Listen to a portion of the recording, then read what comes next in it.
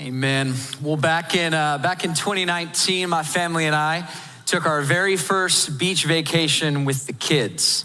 Now, for those of you that have kids, you know there is no such thing as a vacation with kids. You're just parenting from another location. And we knew that going in, but we were excited about it nonetheless. They get to build sand castles and all that stuff. So we got an Airbnb that was supposed to be steps away from the beach. And we packed up the family. We got there. Actually, this is the place we stayed. Little one-bedroom place, again, close to the beach. So we were pretty excited about it. We put Anchor, our youngest at the time, in the bedroom with the pack and play. We put Judah in the hallway. They had this little bunk bed thing set up. And then my wife and I took that couch, a pull-out couch, and that's where we were going to sleep. Now, that night, we went to a restaurant called the Sandbar, and we had just kind of standard beach food, and the kids were pretty excited about it. We were excited about it. Then we get back to our little place, and we put the kids to bed, and we pull out the bed from the sofa, and you know, it's a small little place, but we're excited about it. And we get ready to go to bed, and we're happy about the vacation that we're on. Until we get a text from Catherine's sister, who is also on vacation, only they don't have any kids, and they're in vacation in Italy. And this is the picture that she sends us. And by the way, that looks like it's from a magazine. It's not. There's her luggage right there. That's actually where she was. And as I'm looking at the picture, getting ready to fall asleep, I'm thinking, you know, this mattress in the pull-out bed is kind of thin. I can feel the bar in my back. And not only that, I mean, this Airbnb looked a lot bigger online. It's kind of small and cramped. We're supposed to be steps away from the beach. I can't hear the waves. I hear my kids screaming, but I don't hear the waves, and I'm getting more and more discontent. And this is what happens, right? This is what comparison does. Comparison turns a vacation into an irritation. It turns friends into competitors, and it turns joy into jealousy. And that's why we're talking about comparison today, because we are entering into a season that's supposed to be full of joy. I mean, it's the most wonderful time of the year, right? This is a season where we should be excited, yet oftentimes comparison tends to steal that joy, right? And it happens all the time. I mean, it can even happen on Christmas morning. Those of you that have kids, you know this. One of your kids opens up a gift and they are so excited about that gift until he sees what his brother got. And then he's upset, right? Because he's comparing. This can happen around the dinner table too, especially with the in-laws, because if you hear your brother-in-law brag about his promotion one more time, you're gonna lose it, right? Or you're talking to your sister and she's talking about how great her family is and everything in her family is so perfect. And you're like, I'm sorry that we don't have a perfect family. And you start comparing, and it steals our joy. And we've been talking about how to actually bear with each other, right? It's from Colossians 3. We bow to God and then we bear with each other, but it's really hard to bear with each other when comparison is all around us. And social media doesn't make this any easier, does it, right? As you're scrolling through Instagram or Facebook, you see people that, you know, they just got the new house or they just got the new car or their family looks perfect and yours doesn't. In fact, there's actually a term for this. I don't know if you've heard it. The term is hate-like. You guys know what a hate-like is? It's when you scroll and you get jealous, but they're friends of yours, but you're upset and you don't want to like the picture, but they probably know you're looking at the picture, so you angrily double tap the screen to hate-like their picture, right? I mean, this is what happens. I was talking to a friend of mine about this, and this guy's a successful businessman. He's, you know, happily married. He's got 2 beautiful kids, a guy that you would think is probably above comparison. Everything in his life is going well. But he was talking about, even for him, this comparison thing gets to him. He said, I was on LinkedIn the other day and I saw a guy that I graduated with. Only this guy, I mean, he owns his own business. I don't, but he does. And he's actually done so well for himself that he actually gets to retire early. Not only that, but he is such an industry leader, by the way, the same industry that my friend is in. He said he's such an industry leader that people keep begging him to do a podcast. So now he has his own podcast. And then my friend telling me this, he says, and the worst thing of all, he's younger than me. You know, how dare he be younger than me and be that successful and be doing that good? And as he's telling me this, I start sharing my own story. I go, man, I remember like scrolling on Facebook, and I remember seeing people that I graduated with, and they're like living their best life. I mean, they've got the dream job, the job they always wanted. They're traveling out of state and they're doing what they love. And I remember at the time when this is happening, I always wanted to be a pastor, but at the time I was working at a telemarketing company, which, by the way, is worse than it sounds. So I'm working at this telemarketing company, and I'm like scrolling, I'm looking, and some of the friends that I graduated with wanted to be pastors just like me, only they actually got to be pastors, and they just got hired at this church, or now they started this church, or they just graduated from seminary, and I'm getting more and more discontent as I'm comparing my life to theirs. And my friend, as I'm talking about this on the phone, he said a phrase that's so good. He says, man, nobody's safe. Isn't that true of comparison? Nobody's safe. Like, it doesn't matter who you are, how old you are, how successful you are, what state of life you're in, nobody's safe. Comparison gets all of us. And so the question that I want to go after today is this: how do we bear with each other when we compare with each other? I mean, how do we actually do that when we're gonna sit around the table with our in-laws and we have this tendency to compare with them? How do we actually bear with them? How do we help our kids bear with one another? How do we actually live this out at the workplace when we're talking to our coworkers whose vacation looks a lot better than ours? How do we do this with our neighbors that just got the new car that we wish we had? How do we actually bear with each other when we compare with each other? And so to answer this question, I want to zoom into the life of someone who lived a long time ago, because listen, social media doesn't make this any easier, but comparison didn't start with social media. It's been happening for thousands of years, even among the disciples of Jesus. Even the people following around the Messiah dealt with comparison. In fact, they often compared to one another. So I want to zoom in to a guy named Peter, because Peter constantly struggled with comparison. And maybe part of the reason why is because he was different than the other disciples. A lot of historians think that the disciples were all teenagers, except for Peter, because Peter was married and he was the only one old enough to pay taxes. So the other disciples were teenager, and Peter might have been in his early 20s. And I always like to think that Jesus was like the original student pastor and Peter was like his intern. You know, and so maybe that's why, because he was just in a different state of life, and so he's comparing with the other disciples. Maybe, we know this, he had a brother, Andrew. Maybe he had more than one brother or sister, and you know this, if you've got siblings or if you have multiple kids, you know that like comparison is a rite of passage with brothers and sisters, right? It's like Judah, my oldest, he'll be playing with a toy, and then he looks over and sees Anchor playing with another toy that's not even his, that he doesn't care about, but because Anchor has it, he wants it, right? Comparison happens with brothers and sisters. So maybe that's part of the reason why Peter always compared to the other disciples. But either way, comparison was just a part of his life. In fact, there was this moment with Jesus where Jesus is talking to his disciples, and he's telling them towards the end of his earthly ministry, he's telling them that he was getting ready to go to the cross, that he was going to be beaten and tortured and crucified. And then Jesus looks at his disciples and says, and when that happens, all of you are gonna fall away. And then Peter speaks up. And I want you to look closely at the words that Peter uses. Peter says, even if all fall away on account of you, I never will.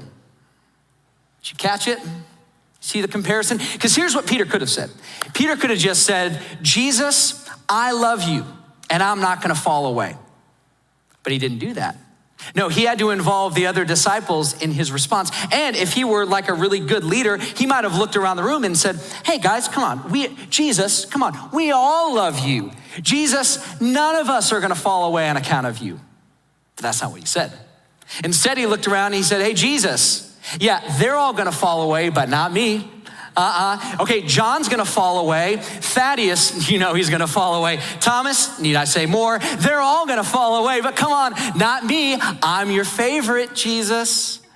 That's what comparison does. See, comparison turns everything into a competition.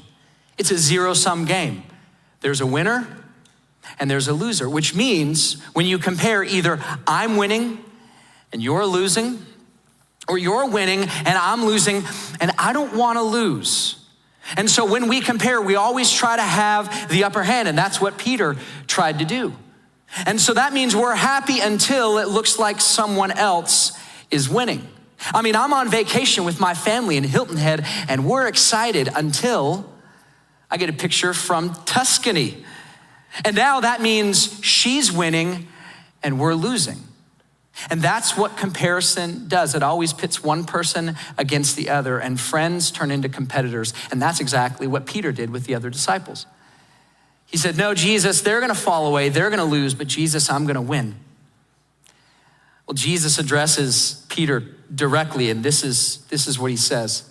Truly I tell you, Jesus answered, this very night, before the rooster crows, you will disown me 3 times. And that's exactly what happened. Jesus is eventually led away to be crucified, and then Peter's watching from a distance. He's warming himself by the fire, and a teenage girl comes up to him. And the teenage girl says, aren't you like one of the disciples, TBH, it's lit fam, or something like that. And teenage girl comes up to Peter, and this is big bad Peter. Like, this is old enough to be married Peter. This is like the intern Peter, and this teenage girl intimidates him, and he says, I don't know, Jesus. And then someone else comes up to Peter and says, weren't you with Jesus? And he goes, no, not me. And then finally a third person comes up to Peter and says, no, I can tell from your accent. You got one of those Southern hick Galilee accents. You gotta be one of Jesus's followers. And Peter says, I don't know the man.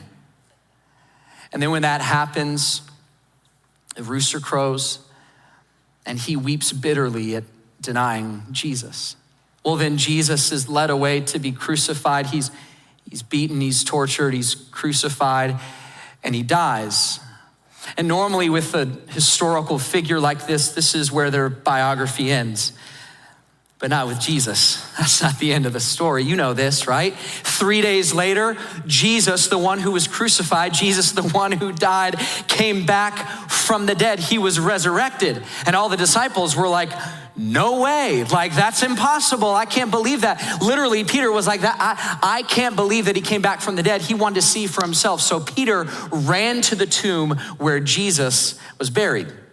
But it wasn't just Peter that ran to the tomb. Another disciple also ran to the tomb, a guy named John. And what you need to know about Peter and John is that both of them were constantly comparing and competing with one another. So I want you to see how John actually words this when they run to the tomb. It says, so Peter and the other disciple, which is John, started for the tomb. Both were running, but the other disciple outran Peter and reached the tomb first. And if I'm Peter, I'm like, John, why'd you have to include that? Come on, man. But the reason he did that is because that's what comparison does. It's gotta be a winner and there's gotta be a loser. And I mean, think about this for a moment. Like Peter and John are about to be witness to this incredible historic event. This is like a once in a lifetime, like a once in a generation, a once in a history of the world, the resurrection of the Son of God, and they can't even enjoy it because they're comparing with one another. And so they run to the tomb, they find out Jesus is resurrected, but comparison is still in the heart of Peter. And not only that, Peter denied Jesus 3 times, and so Jesus seeks out Peter to make it right. And they have breakfast on the beach, and after they finished having breakfast, this is what Jesus said. When they finished eating, Jesus said to Simon Peter, Simon, son of John, do you love me? And I love this exchange, and some of you have heard this before, but I want to take just like a pause from a conversation about comparison. And say, for some of you, maybe you feel like you've run from God. Some of you have denied him just with the way that you live. And what you may not realize is the same way Jesus was seeking out Peter, Jesus is seeking you out. And that may even be the reason that you're in the room today. Maybe that's why you're watching this right now, because the God of the universe actually loves you and is seeking you out. Not only that, but I love what Jesus says. Jesus does not say, now Peter, do I love you? He doesn't question that because the love of Jesus was never in question. And so no matter how far you've run, I want you to know the love of God is never in question for you. But your love for Jesus is, and so was Peter's. Because of his actions, Jesus wanted to give Peter a chance to make it right. So he asks him this question, Peter, do you love me? But he actually asks it just slightly different because he wants to get at the heart of comparison. This is what Jesus says. He says, Simon, son of John, do you love me more than these?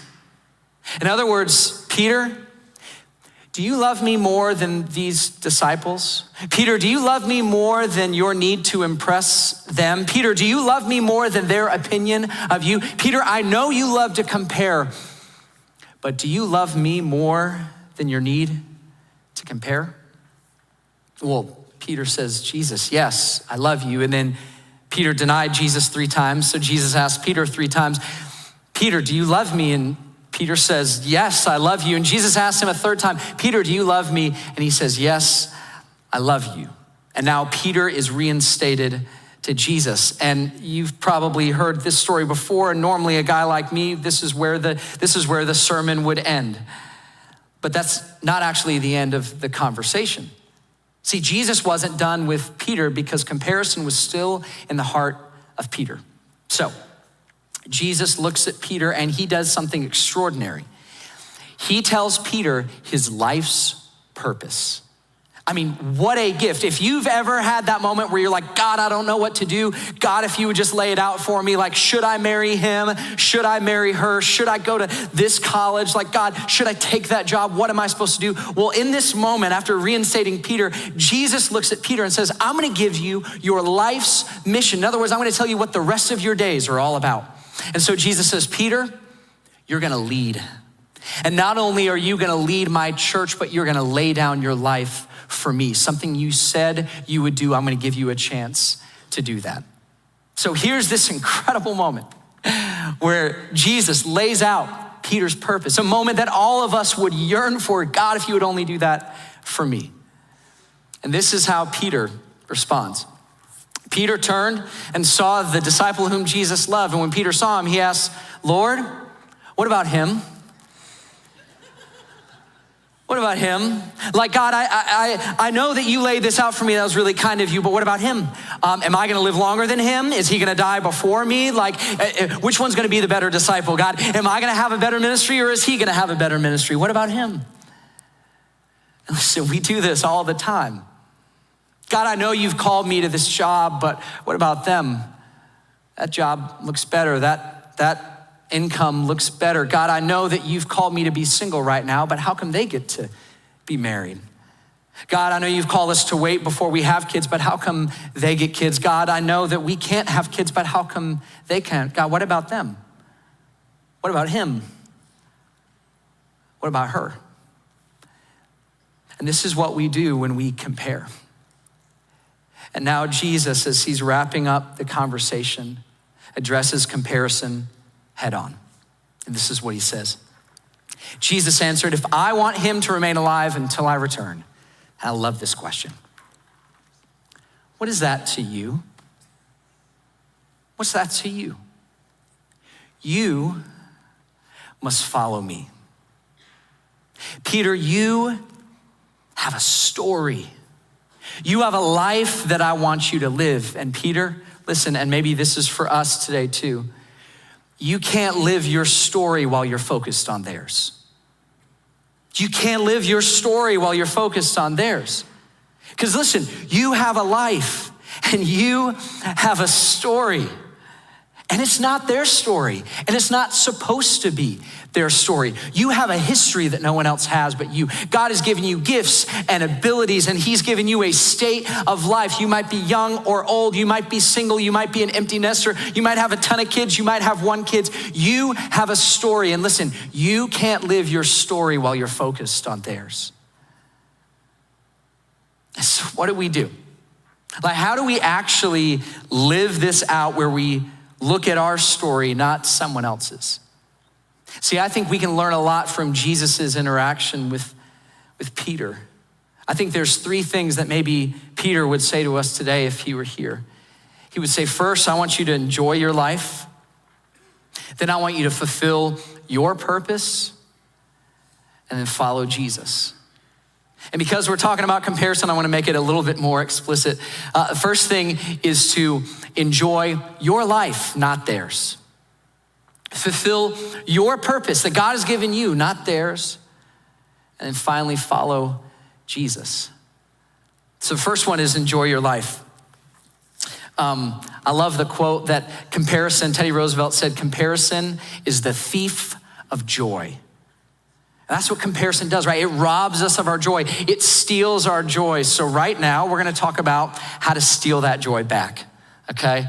And the way to do that is by enjoying your life. Peter and John, they run to the tomb. They see the resurrected Jesus, but they couldn't even enjoy the resurrection because they were comparing. And I think we have a lot of life to live, and sometimes we miss out on these moments.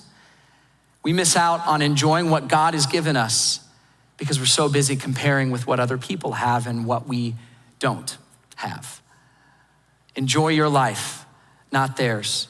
We're at Hilton Head with our family. We're on the beach. We're on vacation, and we couldn't even enjoy that because we were comparing it to someone else. And so real practical, the way that I think God leads me to enjoy life is by thanking him for what he's given us. Saying, God, thank you for what I actually do have. I'm not looking over my shoulder at what someone else has. I'm saying, God, thank you for what you've given me. That's actually what happened at Hilton Head. So the first night, obviously, I'm frustrated and I'm angry because they're in Tuscany sipping wine over a Tuscan sunset, and I've got a bar in my back and we're eating at the sandbar, you know? It's like, I can't even enjoy it. And then the next day, I wake up and I steal a few moments away from the family, and I just spend some time with God, and I begin to thank him for what we do have. I actually brought this is my prayer journal from that. So this is from June 6th, 2019.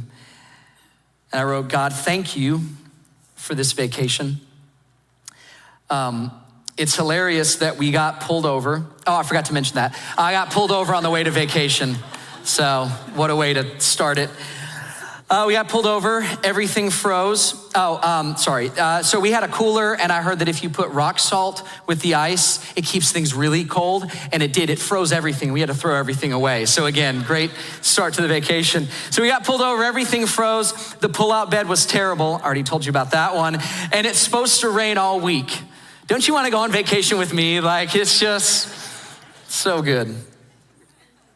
I said, but that doesn't change who you are or what you've done for us. Nor does it change how much you've given us, the life that we have, the family that we have. Man, if you want to steal joy back, begin by just thanking God for what he's given you. We just celebrated Thanksgiving, and on Thanksgiving morning, I woke up before the family got up, and I just started listing out what God's given us, just being grateful. I was listening to the song, Great Is Your Faithfulness. And I'm like, God, we have 3 kids, and they're awesome. I mean, they are loud and crazy and rambunctious, but God, you've given us those kids, and you've given us a great marriage and this house we get to live in. And I drive a 16-year-old car and the radio doesn't work, but I got a car, God. Thank you for the car that I have. And just started thanking God for what he's given us. And I'm telling you, when you start to do that, you feel joy begin to rise. James said, every good and perfect gift comes from the Father of heavenly lights. Your Father has given you gifts. And if you want to begin to enjoy that life and steal that joy back, you begin by just saying, God, thank you. Thanks for what I get to be a part of. Thanks for what I get to have. And the next thing is to fulfill your purpose, not theirs.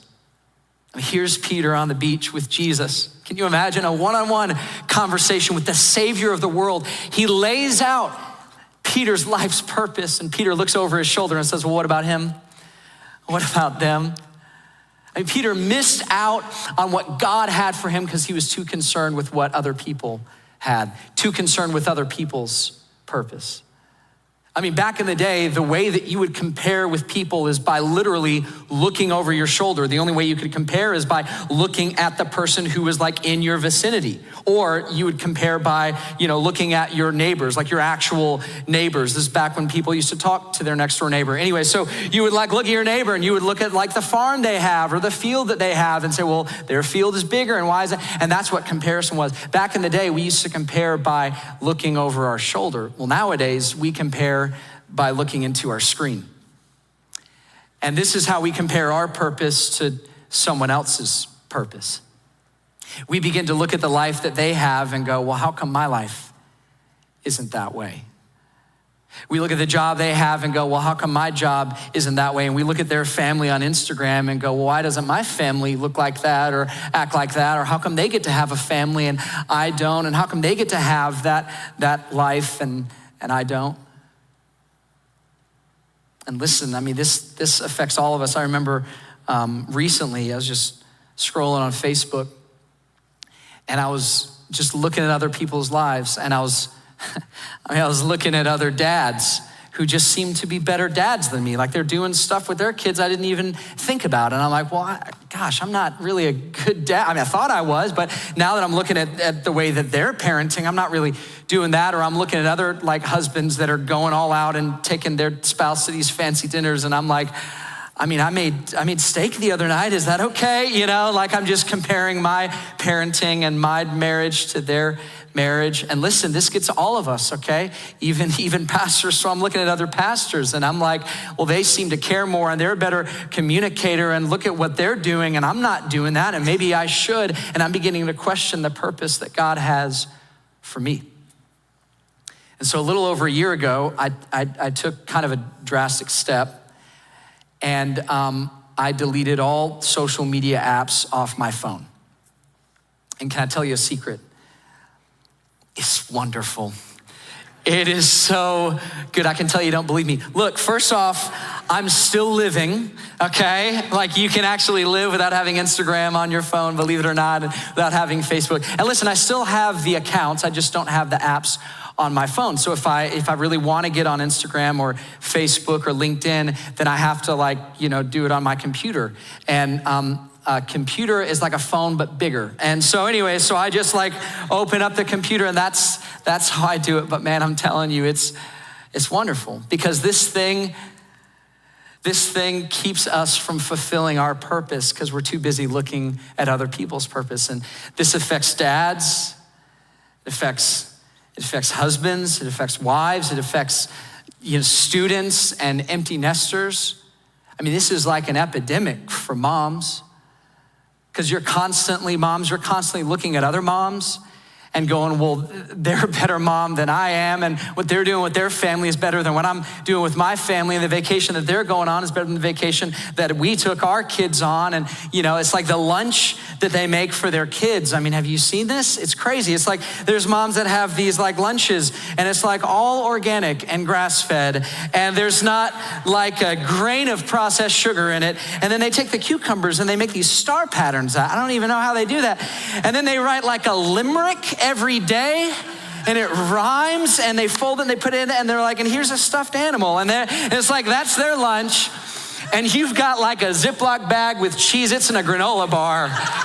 And you're like, is my kid gonna die? I don't know. And we look and we're like, man, I guess I must not be a good mom because I'm not packing that lunch for my kid like they're a better mom than I am. They got a better family than I do. Man, I don't measure up to that. And I think Jesus might speak to you today and he might say, what is that to you? Or can I give you a modern translation? Who cares? Who cares? It's like God's like, I've called you to live your purpose, not their purpose. I don't even know if they're living their purpose with a cucumber, okay? Anyways, that's a sermon for another day. It's like, I've called you to live your purpose, not theirs. So if they're a mom of one and you're a mom of three, yeah, it's gonna look different. And by the way, they have gifts and abilities that are different than your gifts and abilities. You're not called to live out and fulfill their purpose. You're called to live out and fulfill your purpose. That's who God has called you to be. And I think sometimes we are blind to our own purpose because we're too busy looking at someone else's purpose. And today God's calling you back to say, I want you to fulfill your purpose. Because I've called them to do something. Jesus is talking to Peter. Yeah, I've called John to live out his purpose, but his purpose is not your purpose, Peter. I want you to live out your purpose. What is that to you? You must follow me. And that's the third thing. I saved the best till last. Follow Jesus.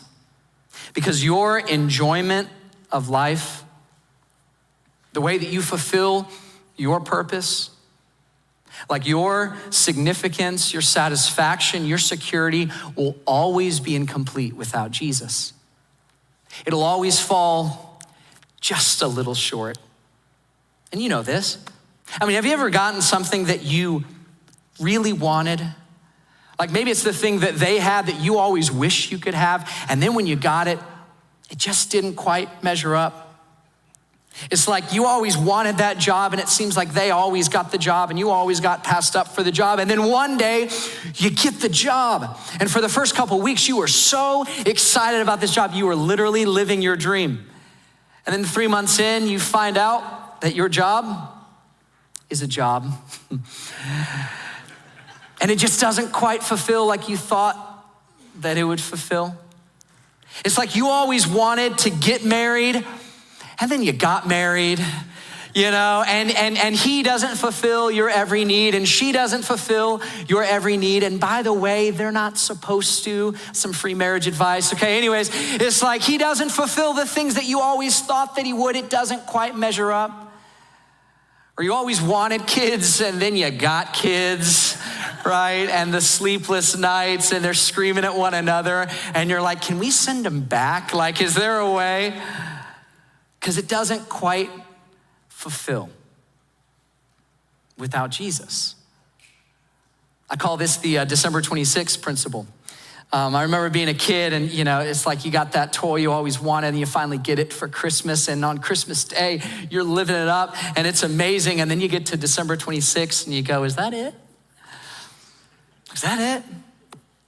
I love what St. Augustine said. He said, our hearts are restless until we get that new job. Our hearts are restless until we finally get married. Our hearts are restless until we have that house. I've always wanted to be a homeowner. Our hearts are restless till we finally have kids. No. He says, our hearts are restless until they find rest in thee. There is no one that can give you the fulfillment and the joy and the satisfaction that Jesus can. And that's why even to Peter, Jesus doesn't say, follow your purpose. He says, follow me. Follow me. And so decades after this conversation with Jesus on the beach, Peter begins to do that. He begins to enjoy his life, thanking God for what he's given him. He begins to fulfill his purpose. In fact, I love it that Peter and John, they were always competing until after this moment. And then when you flip over to the book of Acts, what you find is that Peter and John go from competitors to co-workers. And they start living out their unique calling and purpose together. And Peter's purpose is not John's, just like your purpose is not hers, and it's not his. And so Peter's fulfilling his purpose, and most importantly, Peter is following Jesus. And then Peter writes to his church. And maybe today he's writing to us as well.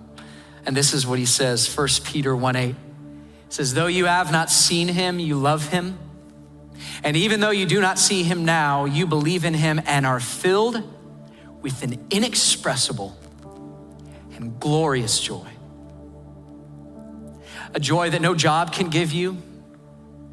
A joy that no marriage can give you. A joy that no house, no kid can give you.